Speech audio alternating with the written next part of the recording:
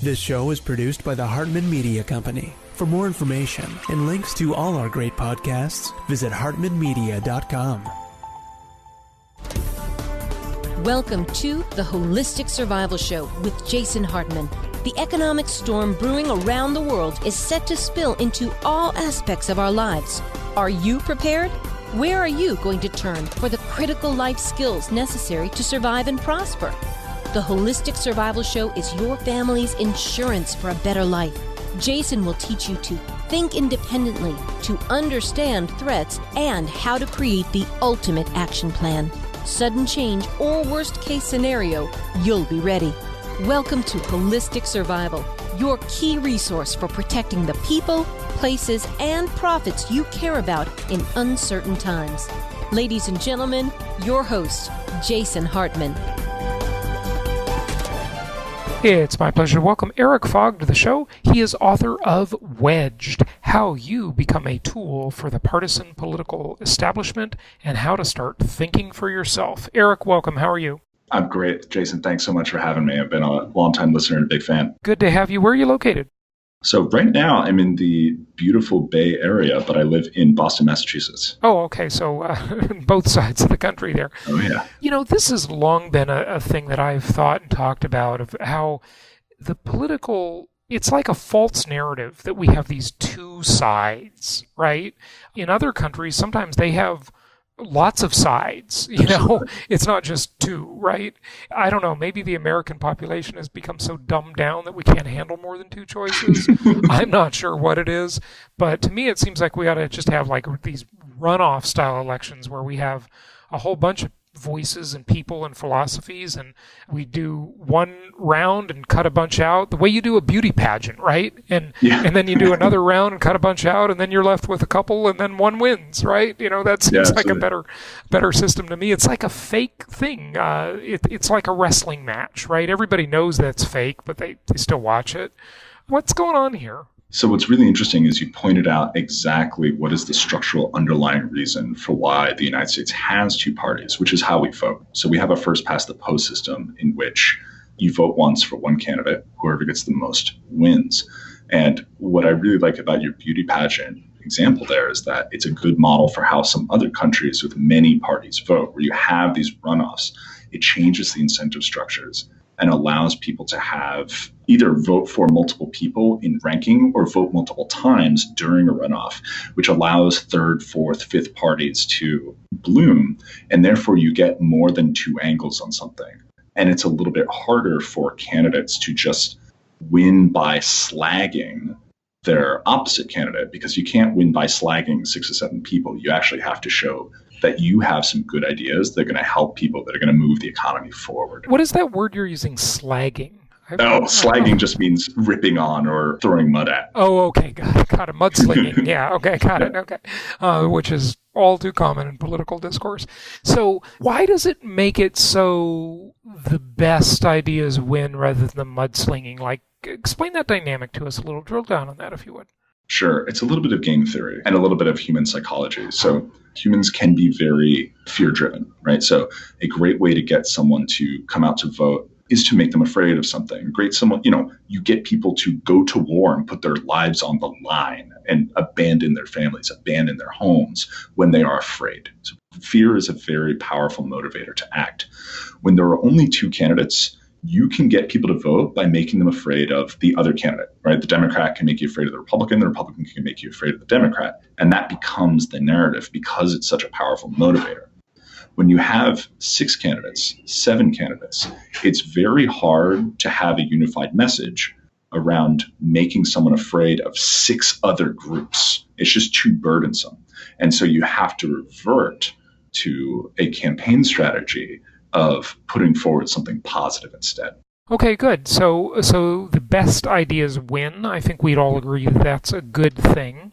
But let's kind of back up. We kind of got off on that tangent of how the election should be held. Sure. But let's talk about some of these tools of the political establishment, and that's the subtitle of your book, and why they want this way. Maybe, tell us your opinion of why it's this way, why they play it this way, and who benefits, what's to be gained by it. and then, maybe some examples of it. And then Absolutely. Next, we'll talk about how we can start thinking more independently. Absolutely. So yes, who benefits is the key here. And what we need to think of the kind of political media complex as one big group with a lot of different players who are interdependent on each other, right? Media depends on politicians depend on media, all of them depend on viewers and voters. And ultimately, the same principle about getting you to vote, getting you to go to war, getting you to put up money, driven by powerful emotions such as fear, applies. And so there's a lot of literature on this, we cite it in the book, that shows that people who are afraid or angry are much more likely to donate to a campaign. They're much more likely to vote. They're much more likely to go door knocking. They're much more likely to continue watching a television program if that television program is making them afraid and angry. They're much more likely to share an article on social media if that article has made them afraid or angry. And therefore, we just need to think about the incentives for each of the people or each of the parties, each of the groups in the system. So media, they're desperate to stay alive, right? They're falling apart as an industry. They have to play this game or else they die, right? They have to get you to share stuff, get you to keep watching, get you to keep clicking. So it's just, if it bleeds, it leads, that's it? It's a little more complex than that. It's less about it being a sad story. If we think about how this ties into politics specifically, it's more about it being a story that plays into a narrative of fear and anger. There's a feedback loop going between the politicians and the media where politicians will say something, it will be outrageous because it's designed to get you afraid of the other side. Media will play that up because it's going to, because they're in a competition to see who can get the most likes, who can get the most views, whatever. And that amplification of the most anger-inducing and the most fear-inducing messaging by politicians, it works for the media teams, and therefore it's going to work for the politicians who get amplified by it. And the politicians who have positive messages that don't create fear and anger, media is not going to amplify them because it's not going to pay off. Okay. So it certainly seems like it benefits the media, right? You sell more newspapers, you get more ratings, you clickbait. If it bleeds, it leads. The bubble-headed bleach blonde comes on at 5. She can tell you about the plane crash with the gleam in her eyes. Old Don Henley song, right? Yeah. Which is great. We love dirty laundry. But I don't know, it doesn't seem to have a direct benefit to politicians because, maybe the guy I see how the positive guy doesn't get amplified, but I don't know. Why wouldn't you just be a positive guy? And I don't know. So you're right, it doesn't benefit the politicians. And that's the real tragedy of it, is that we need to remember that politics is a zero-sum game. Media, at least, the media industry can expand its total revenue year over year. It can expand its market. So it has an upside, and it can go get that upside if we think about it economically. So they can win through this. Whereas in politics, there will at any time be 535 people in Congress. There will be one president. And therefore, for them, politicians can ultimately never win as a group because it is a zero-sum game. It's a fixed game. For them, what they want is to be in power. And therefore, in this zero-sum game, a group of 535 people can't win. It is who ends up in those seats. Those are the folks that win. And therefore, what we're seeing here is not that politicians as a group win over other people, but the politicians who happen to be elected, the ones who win the elections, they stay in power. Yeah. So it's those individuals who have won by using fear, anger as campaign tactics. Yeah, we need term limits for sure. The Founding Fathers never thought politics should be a career. They viewed it as just something you do, you go and serve, and then you go back to your business, But right. We were in this era where it's just a career, it's ridiculous. So tell us you have some interesting graphics in your book. Tell us about the fog curve. Sure. Or the green fog curve, I guess. I got to give a shout out to my co-author, Nat Green, who came up with the original notion of it on a whiteboard, and then we refined it. Ultimately, there are two curves on there. One of them is a normal curve, a bell curve, and then one of them is a bimodal curve, where instead of a lump in the middle, you have lumps on the side. So if we think of that lump in the middle, That is how Americans, in fact, feel about most issues. So if we look at a given issue, let's say, for example, tax rates, or let's say, for example, a particular economic proposal of, how do we stimulate the economy, or how should we handle labor laws or unions? Americans actually have many, many different opinions that are all a little bit nuanced, sometimes internally contradictory, sometimes moderate, sometimes not. But it's very rarely the case, or there are very few Americans for whom it's the case, that they have really extreme views, right? So very few people want to, for example, jack up taxes to 92% where they were in the 1950s because of the war. And very few people want to have low taxes or a flat tax.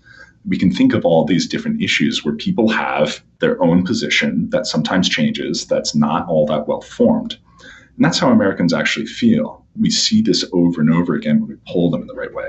But what gets amplified, because of what we talked before, are those extreme positions, right? So if we think of immigration, it's either open borders or, deport everyone who's here without documentation. And there's a lot of options in between. Most Americans want those options in between, but because of the process we've talked about, those voices don't get heard. They don't get talked about in the narrative. Okay. Yeah, interesting. What else do you want people to know about this? Maybe any questions I haven't asked you or areas we haven't discussed? I think the most important thing, in particular for folks who are thinking not just about how they will vote, but how they're going to operate in the American economy, how they're going to invest their money, how they're going to use their time, is that if you can start to recognize some of the signs of a media group, of a politician trying to manipulate a group of people to pay attention to them using fear and anger, you can then start to sort out the BS from truth, right? Because the most dangerous thing for each of us individually is to get caught up in it, is to look at something, see something said, and let our emotional response drive our reaction. When we have, a fear or anger response, we don't really think through what's being said.